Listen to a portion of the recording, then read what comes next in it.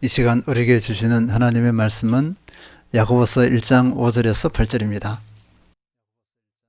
너희 중에 누구든지 지혜가 부족하거든 모든 사람에게 후히 주시고 꾸짖지 아니하시는 하나님께 구하라. 그리하면 주시리라. 오직 믿음으로 구하고 조금도 의심하지 말라. 의심하는 자는 마치 바람에 밀려 요동하는 바다 물결 같으니 이런 사람은 무엇이든지 주께 얻기를 생각하지 말라. 두 마음을 품어 모든 일에 정함이 없는 자로다. 아멘. 오늘은 고난 시련을 어떻게 해석하는가라는 제목으로 말씀을 나누도록 하겠습니다. 1997년 여의도에서 20대 남녀가 투신 자살을 했습니다. 이들은 유서를 남겼는데 그 유서 내용이 사회적으로 큰 파장을 일으켰습니다. 내용은 너무나 간단합니다. 헤어지는 것이 무서워서 함께 죽습니다. 헤어져야 하는 이유는요, 동성동본입니다. 그때 대한민국 사회가 발칵 뒤집혀졌습니다. 사랑하는 이 젊은 연인에게는요, 헤어지는 것은 죽음보다 더한 고통이었습니다. 그래서 그들은 죽음을 택했습니다. 동성동본 금원, 이 법이 1958년에 민법에 정규화되었고요. 이후 많은 분들이 이 동성동본 결혼 금지에 의해서 고통을 받았습니다. 동성동본 금원 폐지 청원이 잇따랐습니다. 젊은 남녀로 하여금 혼인할 자유를 박탈하고 있으며 사랑할 권리마저 빼앗고 있다. 그런데요, 그 반대의 청원도 잇따랐습니다. 동성동본 금원 고수 청원도 잇따랐다는 것입니다. 700년 역사의 역사적 문화적 소산이며 국민 정서에 부합한다.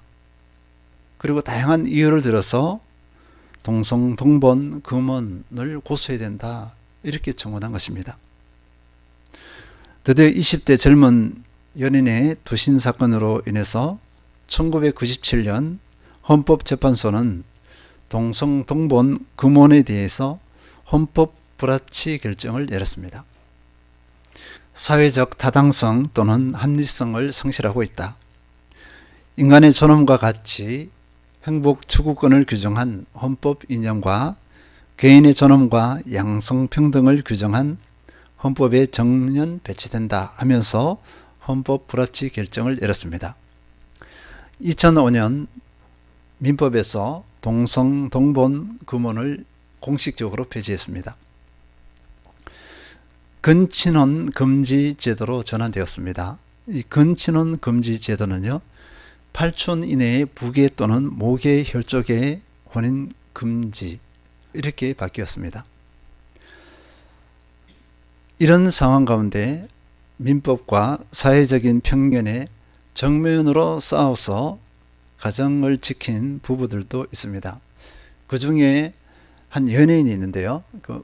말씀드리기는 그렇지만 그 연예인 부부가 이 동성동본 금원법에 정면으로 대응하면서 싸웠습니다.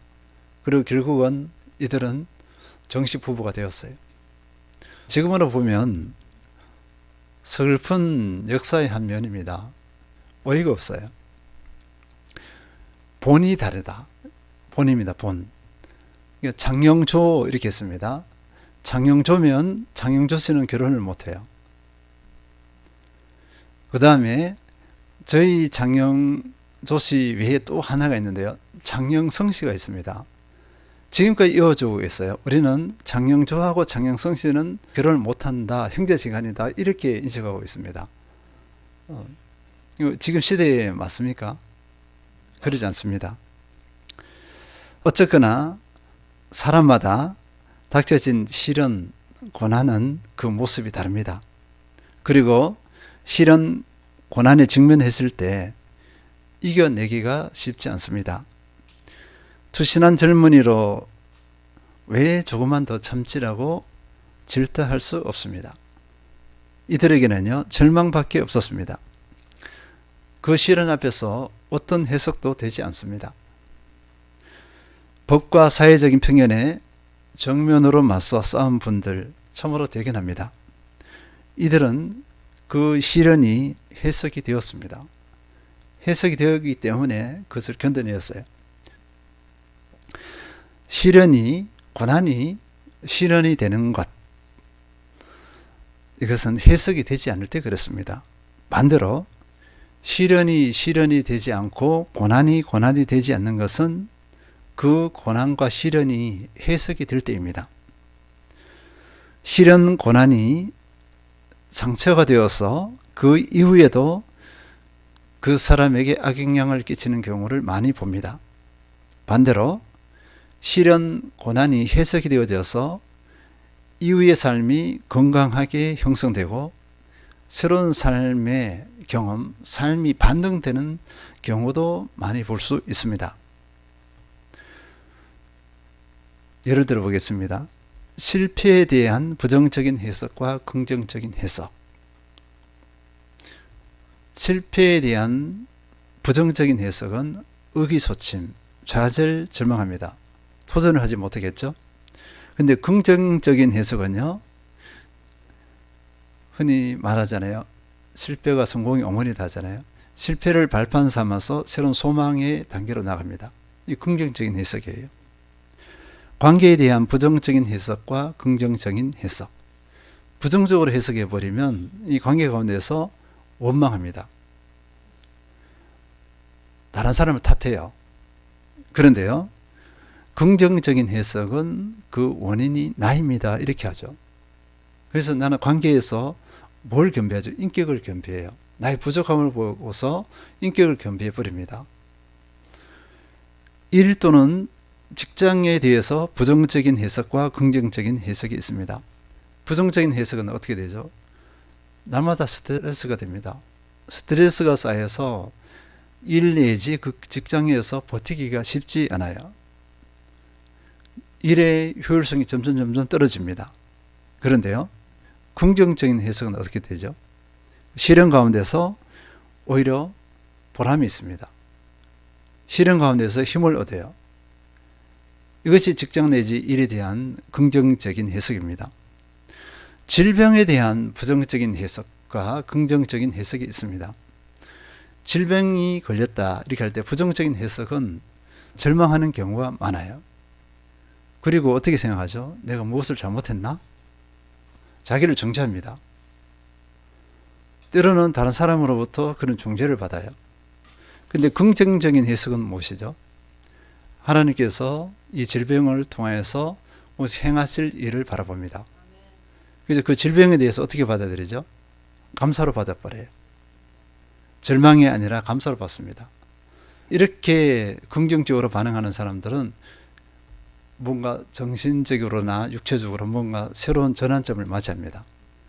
하나님의 치유의 강선을 바라기도 해요. 결국은 해석을 어떻게 하느냐에 따라서 결과는 전혀 다르게 나타납니다. 그런데 쉽게 긍정적인 해석을 하고 삶의 새로운 전환점을 맞이할 수 있는가? 그러하지 않습니다. 삶이 호락호락하지 않기 때문입니다. 사람의 마음이 그렇게 견고하지 않습니다. 연약합니다. 그러면 그리스도인의 삶은 어떠하겠습니까? 그리스도인도 마찬가지입니다. 오늘 본문에서는 그 답을 제시하고 그 연약함이 나타날 때 어떻게 해야 하는가도 그 답을 제시해 주고 있습니다. 야고보서 1장 5절 너희 중에 누구든지 지혜가 부족하거든 모든 사람에게 후히 주시고 꾸짖지 아니하시는 하나님께 구하라. 그리하면 주시리라. 너희 중에 누구든지 지혜가 부족하거든 하나님께 구하라. 이렇게 말씀하고 있습니다. 여기서 지혜는 어떤 지혜를 의미하겠습니까? 일반적으로는요, 인생의 경륜에서 우러나오는 지혜일 수도 있습니다. 그리고 일을 잘 처리하는 지혜일 수도 있어요. 그런데 야고보서 1장 2절에서 4절 방금 읽은 5절 그 앞구절을 보면요, 그 연결해서 보면은 여기서 지혜는 고난을 해석하는 지혜, 시련을 해석하는 지혜로 해석할 수 있습니다. 그러니까 여기서 지혜는 고난을 해석하는 지혜이다, 이렇게 볼 수 있습니다. 지혜가 부족하거든이라고 했습니다. 시련 내지 고난이 해석되지 않는 상태를 의미합니다. 누구나 시련, 고난이 닥칠 때 쉽게 해석이 되지 않을 것입니다. 머리로는 알고 있습니다. 우리 그리스도인들이요, 시련에 대해서 이렇다 저렇다 머리로는 다 알고 있어요. 그런데 마음으로까지 내려오지는 않습니다. 그러니까 그 시련 앞에서 너무나 막막해하고 앞이 꽉 막힌 그런 느낌이 듭니다. 답답해 미칠 지경입니다. 인내할 수 없을 것 같습니다. 이것이 현실이에요. 이럴 때 하나님께서 어떻게 하라고 했죠? 구하라고 했습니다. 하나님을 의지하라고 했습니다. 그러면 하나님께서 그 시련, 고난의 이유를 깨닫게 해주시겠다, 이렇게 말씀하고 있어요. 여기서 확인해야 할 것은요, 지혜의 종류, 해석의 종류입니다. 두 가지를 볼 수 있습니다. 일반 은총의 지혜, 일반 은총의 해석입니다. 이 일반 은총의 지혜, 일반 은총의 해석은요, 우리가 말할 때 직관으로 해석하면 되겠습니다. 사람의 지혜라고 할 수 있어요. 일반적으로 말할 때는 사람의 지혜, 이렇게 말할 수 있습니다. 내 지식 경험으로 해석하는 것을 말합니다. 내 지식 경험으로 해석할 때는요, 많은 한계성이 있습니다. 부정적인 해석을 하기가 쉽습니다. 내 지식과 경험의 바탕을 두었기 때문에 내 중심으로, 내 시야로서 이렇게 그냥 어떻게 하죠? 툭 말이 나와버립니다. 툭 이렇다 저렇다 해석이 나와버려요. 이 일반적인 지혜, 일반적인 해석은요, 모두 천재입니다. 모두 천재예요. 누구나 해석할 수 있습니다. 어린아이도 다 해석할 수 있어요. 다른 사람들이 너무나 잘 해석하고 있습니다. 다 보여요. 근데 자기에 대해서는 해석을 못합니다. 이것이 우리 한계성이에요. 다른 사람은 너무나 잘 알아. 다른 사람에 대해서는 모두가 천재인데 자신에 대해서는 어리석어요. 자신을 못 봐. 자신의 시련에 대해서는 해석을 하지 못합니다. 이것이 우리 인생이에요. 그 다음 특별 은총의 지혜입니다.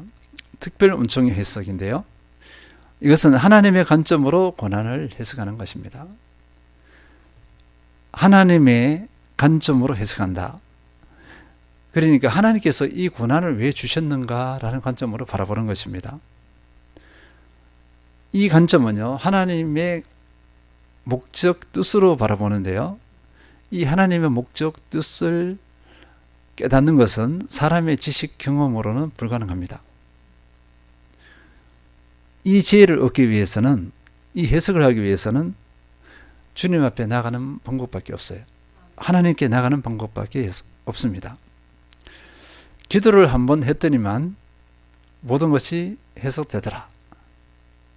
고난이 별거 아니구만. 절대 그러하지 않습니다. 이렇게 경험한 사람들은 거의가 없어요. 누구나 그 고난 시련 앞에서 힘들어합니다. 너무나 힘겨워하고 있어요. 그리고 이 시련은 짧을 수도 있지만 일정 기간 지속될 수도 있습니다. 하나님의 목적하심과 계획하심이 이루어질 때까지입니다. 그전에는 그 시련에서 벗어나지 못할 것입니다. 시편 119편 67절, 고난 당하기 전에는 내가 그렇게 행하였더니 이제는 주의 말씀을 지키나이다. 이런 열매를 맺을 때까지 시련은 지속될 수가 있습니다. 시편 119편 71절, 고난 당한 것이 내게 유익이라. 이로 말미암아 내가 주의 윤례를 배우게 되었나이다. 하나님의 말씀을 깨닫고 배우게 되는 건요, 우리가 머리로 할 수 있습니다. 근데 머리로 아무리 깨달아 봤어요, 그건 실체가 아닙니다. 고난 가운데서 깨닫게 되는 말씀이 온전한 깨달음이라 할 수 있어요. 하나님을 제대로 경험한 것입니다. 이 열매는 최고의 해석이고 최고의 열매, 결과라고 할 수 있습니다. 그러면 우리가 기도를 할 때 이 열매를 맺기 위해서 기도를 하잖아요. 기도를 할 때 어떤 태도로 해야 되느냐, 그 위의 말씀이 또 답을 주고 있습니다. 야고보서 1장 6절, 오직 믿음으로 구하고 조금도 의심하지 말라. 의심하는 자는 마치 바람에 밀려 요동하는 바다 물결 같으니. 조금도 의심하지 말라고 했습니다. 믿음으로 구하고 조금도 의심하지 말라. 이것은요, 지금 자신에게 닥쳐진 이 시련, 고난이 하나님께서 선한 목적으로 주셨다, 선한 뜻으로 주셨다, 나를 위해서 꼭 필요한 과정이다, 이것에 대해서 확신하라는 것입니다. 확신을 가지지 못하면 시련, 고난에 매몰되어 버립니다. 그냥 고생하는 거예요. 고통스러워합니다. 그것으로 끝나버립니다. 다음엔 이렇게 말씀하고 있습니다. 야고보서 1장 7절, 이런 사람은 무엇이든지 주께 얻기를 생각하지 말라. 하나님께서 주신 상황과 환경, 고난이라고 해석하지 않으면, 확신하지 않으면 그 시련을 깨닫지 못한다는 거예요. 뭘 깨닫지 못하느냐 하면요, 하나님께서 주신 목적을 깨닫지 못해요. 그리고 계속 깨닫지 못하기 때문에 계속 갈등하죠. 하나님 뜻을 분별하지 못해요. 그러니까 또 갈등하고 또 갈등합니다. 갈등하는 자체가 고통이에요. 갈등하지 않고 평안은 축복입니다. 그리고 이 상황 가운데 있을 때 인내하기를 생각하지 말라, 이것입니다. 확신 가운데 기도하지 않아요? 그러면 그 고난을 인내하지 못합니다. 그래서 인내할 생각을 하지 말라, 이렇게 말씀하고 있습니다. 야고보서 1장 8절입니다. 두 마음을 품어 모든 일에 정함이 없는 자로다. 두 마음을 품는다, 이렇게 했어요. 왜냐하면 분명히 이 시련은 하나님께서 선한 뜻과 목적을 위해서 만드시고 또 허락해 주신 상황과 환경입니다. 고난이라는 거죠. 그런데요, 의심하게 되어지면, 확신을 가지지 않게 되어지면 어떤 관점으로 바라볼까요? 일반 은총의 관점입니다. 자기의 경험, 지식으로 내게 주어진 시련, 고난을 바라봐요. 그러면 그 반응이 어떨까요? 거의 부정적인 반응이에요. 긍정적인 반응이 나올 수가 없어요. 그 자체가 고통이에요. 그리고 세상을 의지합니다. 사람을 의지합니다. 왜냐하면 내 경험, 지식으로 바라봤기 때문에 여기서 탈출을 해야 되잖아요. 하나님의 선하신 목적을 모르기 때문에 여기서 탈출을 하려고 그래요. 벗어나려고 합니다. 그러면 어떻게 하죠? 사람을 의지하거나 세상을 의지해요. 자기 방법을 도모합니다. 이 상태가 참으로 안타까운 모습이라 할 수 있어요. 그래서 두 마음을 품어 모든 일에 정함이 없는 자로다. 이런 사람은 아무 열매도 맺지 못합니다. 하나님께서 우도하신 그 열매를 맺을 수가 없습니다. 이제 이 시련과 관련해서 다시 확인하면요, 시련 자체는 쉽지 않습니다. 어렵습니다. 힘이 듭니다. 그런데 더 힘든 것은 무엇이라고 했죠? 해석이 되지 않을 때 더 힘이 듭니다. 장기화되면 모든 것을 포기하고 싶을 것입니다. 그런데 여기에 또 다른 고통이 있어요. 주변 사람들의 해석입니다. 주변 사람들이 기도 가운데서 하나님의 뜻과 계획을 분별하고서 고통받는 그 사람을 공감해주고 위로하고 격려해주면서 다가오면 얼마나 좋을까요? 그런데 이런 경험을 많이 해봤습니까? 그 반대의 경험이 많을 거예요. 사람들에게 공격을 많이 당했어요. 내가 고통을 당하고 있는데 나는 아파 죽겠는데 사람들이 판단하고 정죄를 해버려요. 그러니까 그 마음에 상처가 막 쌓입니다. 왜 그러냐면요, 특별 은총으로 해석하는 것이 아니라, 하나님의 관점으로 해석하는 것이 아니라 일반 은총으로 해석하기 때문입니다. 내 지식, 경험으로, 그 직관으로 해석하기 때문입니다. 내 지식, 경험, 직관은요, 잠시도 못 기다립니다. 그냥 바로 입으로 툭 나와버려요. 잠잠히 지켜보면서 하나님께서 어떻게 행하시는가, 그것을 바라보지 않습니다. 그냥 내 마음에 든 생각, 이미 형성된 것이 있잖아요. 그대로 툭 나와버려요. 근데 이 툭 나온 말이 주관적인 것 같지만 아주 객관적이에요. 아주 객관적이어서 너무나 그럴듯합니다. 그리고 이 해석이 천재성을 지녔어요. 앞에서 말씀드렸지만 너무나 천재적입니다. 정확한 해석이에요. 명확합니다.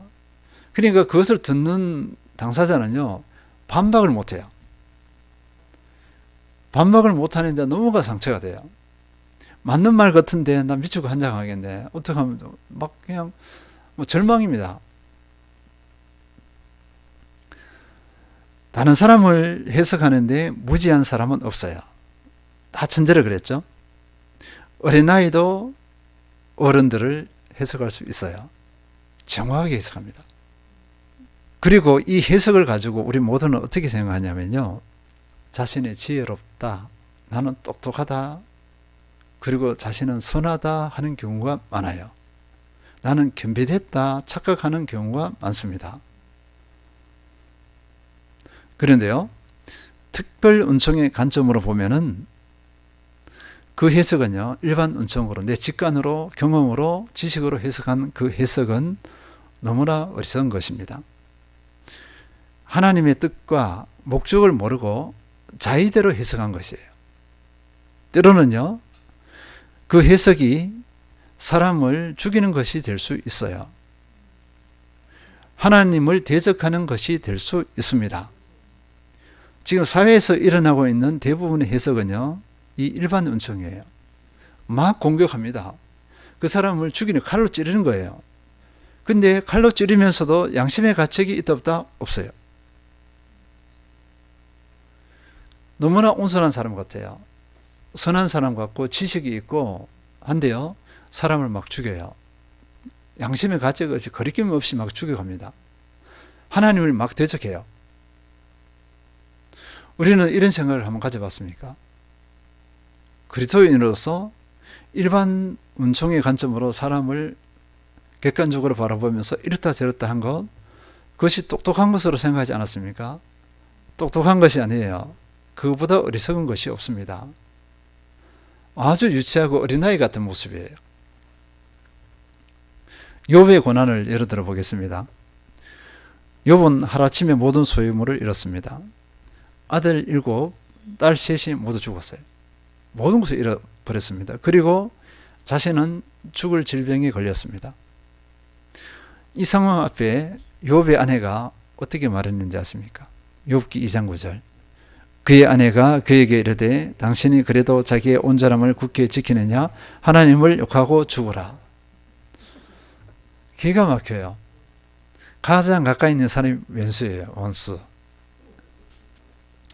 이 상황 가운데서 욥의 세 친구가 찾아왔습니다. 엘리바스, 빌닷, 소발이 찾아왔습니다. 이 사람들은 지성인들이에요. 그리고 신앙이 있는 사람들입니다. 믿음의 어른이라 할 수 있어요. 그리고 사람들에게 존경을 받는 인물들입니다.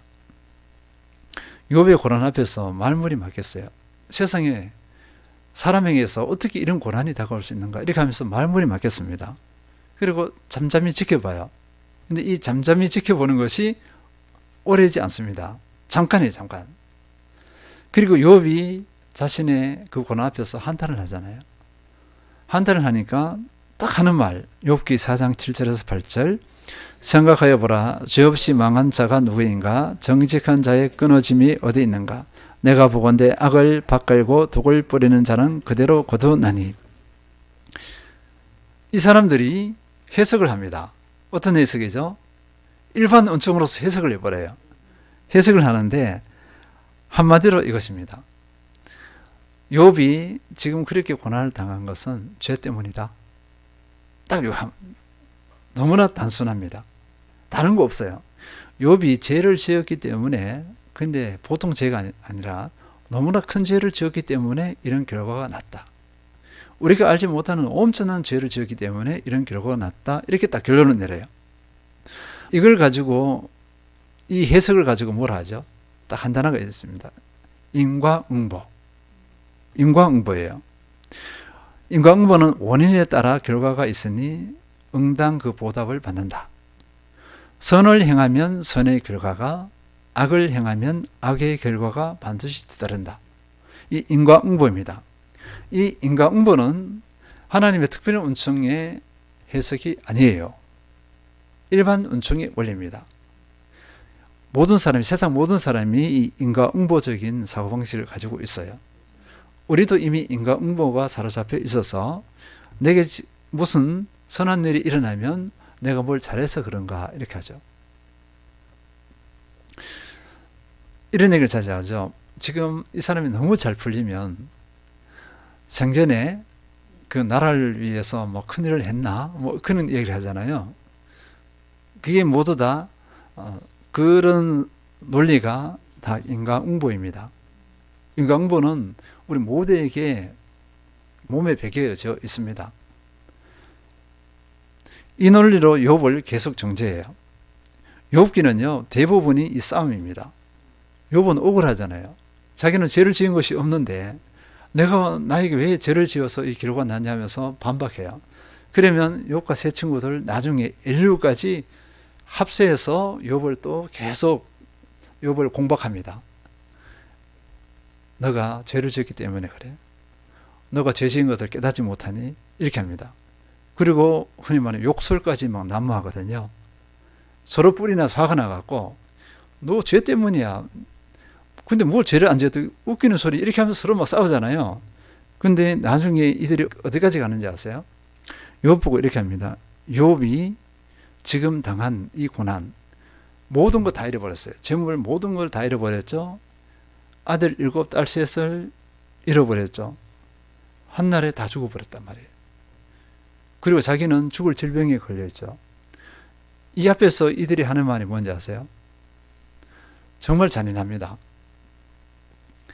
아직 멀었다 이거예요. 아직 욥이 자기 죄를 못 깨닫고 있어서 이거보다 더 징벌이 더 필요하다 이렇게 해요. 이거 갖고는 안 된다는 거예요.